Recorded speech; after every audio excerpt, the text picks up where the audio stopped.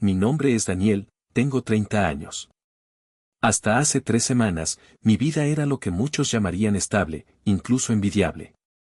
Tenía una relación sólida de casi 2 años con Valeria, una mujer vibrante de 28 años que había llenado mi mundo de color.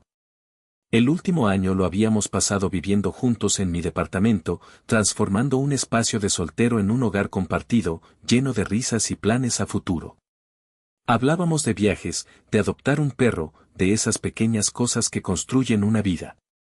Sin embargo, en las últimas semanas, una extraña distancia se había instalado entre nosotros.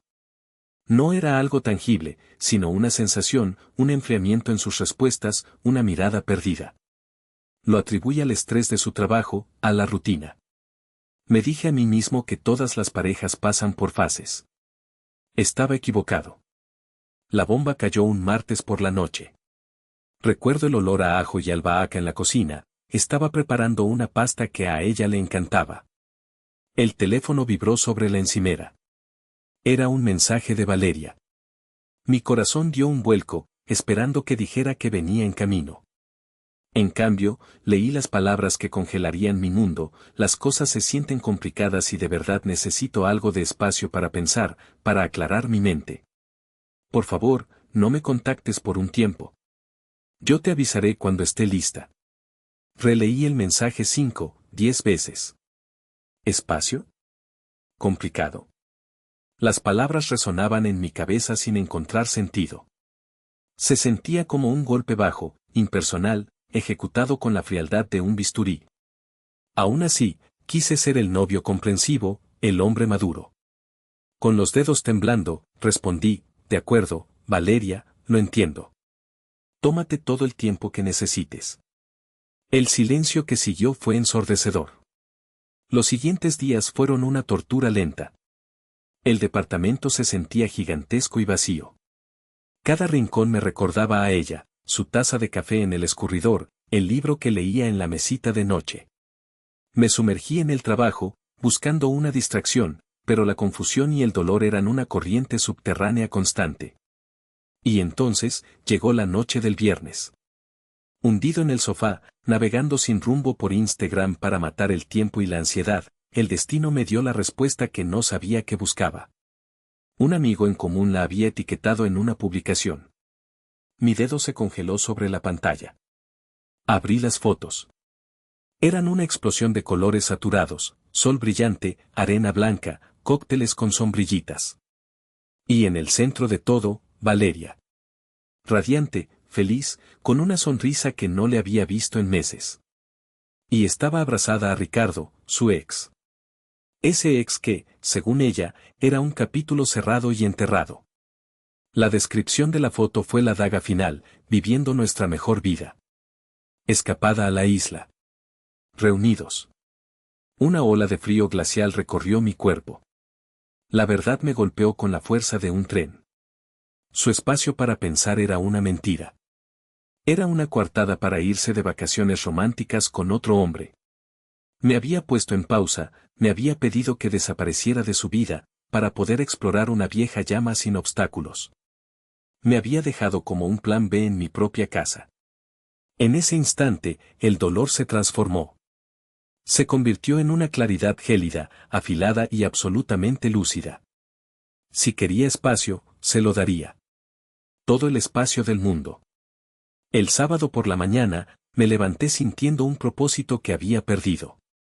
La niebla de la tristeza se había disipado, reemplazada por una determinación fría y pragmática. Mi primera llamada fue a un cerrajero. Necesito cambiar la cerradura y el cerrojo de mi puerta principal. ¿Qué tan pronto pueden venir?, le dije. 1 hora después, el cerrajero estaba trabajando en mi puerta. El sonido del metal siendo reemplazado era música para mis oídos. Pagué los 5,000 pesos con una sensación de liberación. Cada peso era una inversión en mi seguridad y mi paz mental. La llave de Valeria, donde quiera que estuviera, era ahora un simple trozo de metal sin valor. El segundo punto en mi agenda era el coche. Y esto requiere una explicación detallada. 6 meses atrás, el viejo cacharro de Valeria había exhalado su último aliento. Ella, con su trabajo en marketing de redes sociales, necesitaba desesperadamente un coche fiable para visitar clientes. El problema era su historial crediticio, que era un desastre. Queriendo ayudarla, y francamente, queriendo que estuviera segura, tomé la responsabilidad. Fui al concesionario y compré un Mazda CX-5 seminuevo, un coche excelente, por 350,000 pesos. Para que el banco aprobara el crédito, todo tuvo que estar a mi nombre, el préstamo, el título de propiedad, la matrícula, el seguro. Todo. Legalmente, el coche era 100% mío. Nuestro acuerdo verbal era que ella me pagaría las mensualidades, lo cual hizo casi siempre, y lo usaría como si fuera suyo. Y así lo hizo. Lo llenó de sus cosas, sus adornos, su esencia. Pero la ley no entiende de esencias, entiende de firmas en un papel. Con esa certeza, tomé la llave de repuesto que siempre guardaba en mi cajón y bajé al estacionamiento. Conduje directamente a una de las agencias más grandes de autos seminuevos de la ciudad, una con reputación de ser seria y rápida. Entré a la oficina y le expliqué la situación al gerente de compras de la forma más simple posible. Este coche está a mi nombre, soy el único propietario y necesito venderlo. No di más detalles, no era necesario. El gerente lo inspeccionó por fuera, revisó el kilometraje y los documentos que llevaba. Podemos ofrecerte una valoración inicial de unos 320,000 pesos, sujeta a una inspección mecánica completa, me dijo. Perfecto, respondí sin dudar. Firmé los papeles para iniciar el proceso de venta. Me informaron que la inspección y la oferta final tardarían de 2 a 3 días hábiles. Le entregué las llaves y salí de allí. Tomé un Uber de regreso a mi edificio. Mientras el coche pasaba por la entrada del estacionamiento, mis ojos se fijaron en el espacio vacío donde el Mazda CX-5 solía estar. No sentí un ápice de culpa. No era un acto de venganza impulsiva. Era una decisión lógica. Una consecuencia directa. Estaba simplemente poniendo mis asuntos en orden, protegiendo mis activos de alguien que había demostrado no ser digna de confianza. Me había pedido espacio. Estaba asegurándome de que lo tuviera en todos los aspectos de la vida que compartíamos. O que solíamos compartir. La calma duró una semana más. El martes por la noche, casi a la misma hora en que recibí su fatídico mensaje, escuché el sonido que había estado esperando. Un tintineo de llaves familiares en el pasillo, luego el rasguido metálico de una llave intentando girar en una cerradura que ya no la reconocía. Hubo una pausa. Más intentos, esta vez más frenéticos, acompañados de un gruñido de frustración. Finalmente, los golpes. Fuertes, insistentes. Daniel. Daniel, abre. ¿Qué demonios le pasa a la puerta? La voz de Valeria sonaba irritada, como si yo fuera el culpable de un inconveniente menor, no como alguien que regresa de una traición. Tomé una respiración profunda para calmar el torbellino en mi pecho. Me acerqué y abrí la puerta solo unos centímetros, lo suficiente para que nos viéramos, pero manteniendo la cadena de seguridad firmemente puesta. Allí estaba ella, con un bronceado caribeño, su maleta a un lado y el ceño fruncido. La imagen de la felicidad vacacional había sido reemplazada por una máscara de indignación. Mi llave no funciona, dijo, como si fuera una acusación. Lo sé, respondí, mi voz más estable de lo que me sentía. Cambié la cerradura. Sus ojos se abrieron con incredulidad. ¿Qué? ¿Por qué diablos harías eso? No puedes dejarme afuera de mi propia casa. En primer lugar, no es tu casa, es mi departamento. Y en segundo lugar, seguí tus instrucciones. Pediste espacio y no contacto, Valeria. Te lo he dado. De manera permanente. ¿Estás loco? ¿De qué hablas? Solo necesitaba tiempo para pensar, exclamó, su voz subiendo de volumen. Pensar con tu ex en una playa, querrás decir. Vi las fotos, Valeria. Las vi con Ricardo. Parece que tus pensamientos ya están bastante claros. El color desapareció de su rostro bronceado, reemplazado por una palidez de pánico y furia.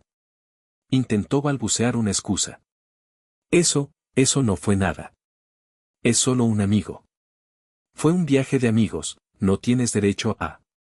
La interrumpí. No me insultes con mentiras. No ahora.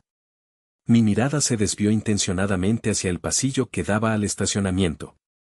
Ella siguió mi mirada. Sus ojos se abrieron como platos.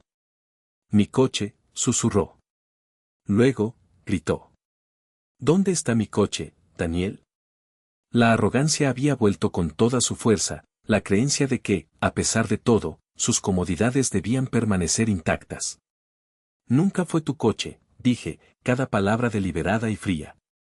El título, el préstamo y el seguro están a mi nombre. Era mi coche. Y lo vendí. El proceso ya está en marcha en la agencia. La mandíbula de Valeria cayó. Por un momento, se quedó sin palabras. ¿Lo vendiste? No tenías derecho. Yo hice los pagos. Hiciste pagos por el uso de un bien que no era tuyo. Era, en esencia, un alquiler a largo plazo. Un alquiler que se terminó. Eres un ladrón. Voy a llamar a la policía ahora mismo, gritó, sacando su teléfono. Me encogí de hombros, sintiendo una calma glacial. Adelante. Será una llamada interesante. Explícales que tu exnovio cambió la cerradura de su propio departamento después de que le pediste que te dejara en paz para irte de vacaciones con otro ex. Y luego explícales cómo está vendiendo su propio coche, que está legalmente registrado a su nombre. Por favor, diles todo eso. Avísame qué te dicen. Ella se detuvo, con el teléfono en la mano, la furia en su rostro luchando contra la creciente comprensión de su impotencia. Justo en ese momento, una tercera persona apareció en escena. Su hermana menor, Laura, que seguramente la esperaba abajo, subió corriendo por el pasillo. ¿Qué está pasando aquí? Valeria, ¿por qué gritas?, preguntó, y al verme, su rostro se endureció. Daniel, ¿por qué no la dejas entrar? Valeria, viendo a su refuerzo, rompió en un llanto melodramático. Me echó. Cambió las cerraduras y vendió mi coche. Laura se volvió hacia mí, con los ojos encendidos de furia justiciera. ¿Estás bromeando? ¿Le haces esto después de todo lo que ella ha significado para ti? Significó tanto para mí que se fue con su ex a una isla y me pidió que no la molestara, repliqué. Es mi casa, era mi coche. Ella tomó sus decisiones. Yo tomé las mías. Se acabó, Laura. Y ella necesitaba apoyo, no que la castigaras. No voy a apoyar una traición. Lo siento. Valeria, entre sollozos, empezó a exigir sus cosas. Quiero mis cosas. Ahora mismo. No será ahora mismo, dije, firme. Pueden enviarme un mensaje para coordinar una hora adecuada. Tendré todo empacado en cajas en la entrada. No entrarán más allá del vestíbulo. No puedes hacernos esto, gritó Laura. Sí, puedo. Mis reglas. Ahora, si me disculpan. Cerré la puerta ante sus rostros atónitos y eché el cerrojo. Mi cuerpo temblaba, pero mi mente estaba en paz. La guerra acababa de empezar, pero la primera batalla la había ganado yo. La recolección de sus pertenencias se programó para el sábado por la mañana. A las 10 en punto, sonó el timbre. Me preparé para otra confrontación con Valeria, pero al mirar por la mirilla, vi que había enviado a sus tropas, su hermana Laura y su madre, Marta. Valeria, me imaginé, estaría en el coche, probablemente considerándose demasiado digna o demasiado herida para verme. Marta, su madre, tomó la iniciativa. En cuanto abrí la puerta, comenzó su actuación. Sus ojos estaban húmedos, su voz temblaba con una tristeza ensayada. Daniel, hijo. No puedo creer que le hayas hecho esto. Ella está destrozada. Te ama. Marta, con todo respeto, su forma de amarme fue irse de vacaciones con su exnovio, respondí, manteniéndome impasible junto a las cajas apiladas. Fue un terrible error, Daniel. Estaba confundida, asustada. Un hombre de verdad la habría perdonado. Y lo del coche, eso fue simplemente cruel. Ella lo necesita para su trabajo, la estás arruinando. Su voz era una mezcla de súplica y acusación. Era mi coche, Marta. Legalmente mío. Y la confusión de Valeria la llevó a traicionarme de una manera que no tiene perdón. Las acciones tienen consecuencias. Aquí están sus cosas. Por favor, llévenselo todo. No habrá una segunda oportunidad. Laura bufó con desdén. Tenemos que revisar adentro. Los armarios, el baño. Para asegurarnos de que no te quedaste con nada de valor. Era una clara provocación, un intento de forzar su entrada. No, dije, bloqueando el paso.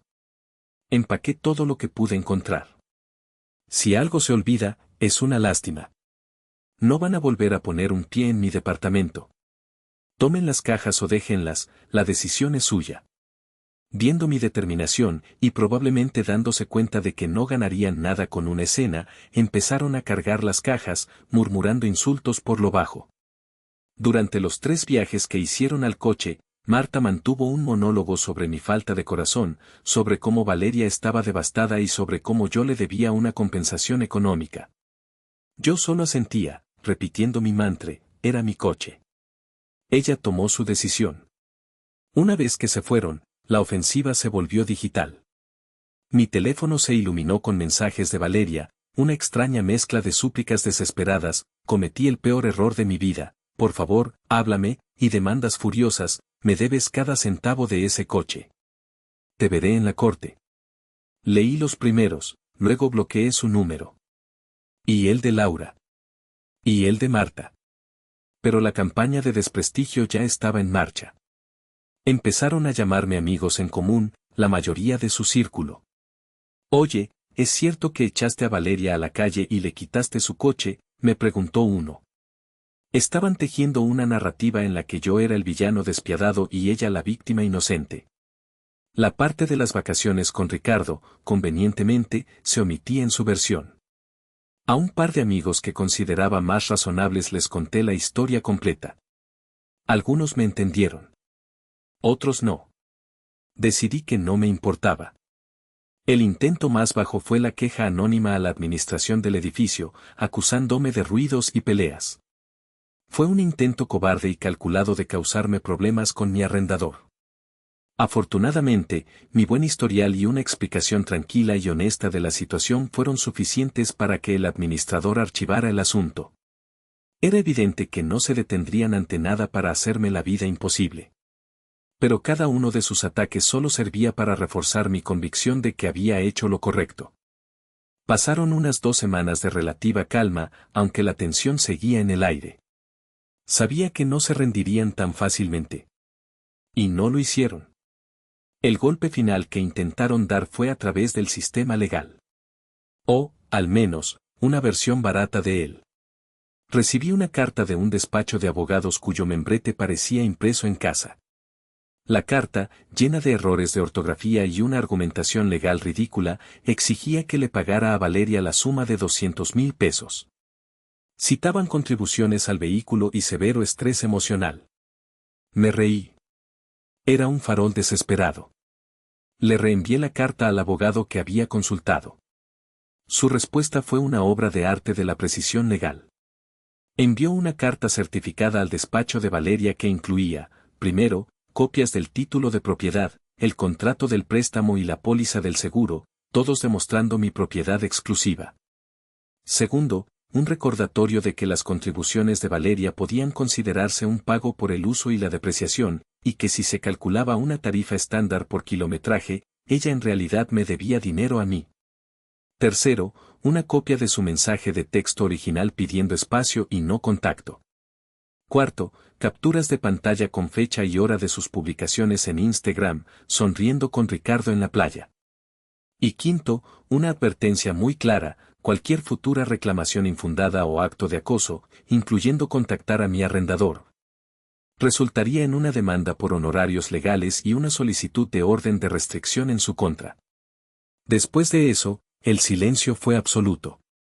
Su abogado de pacotilla probablemente le aconsejó que se retirara antes de meterse en más problemas. La guerra había terminado.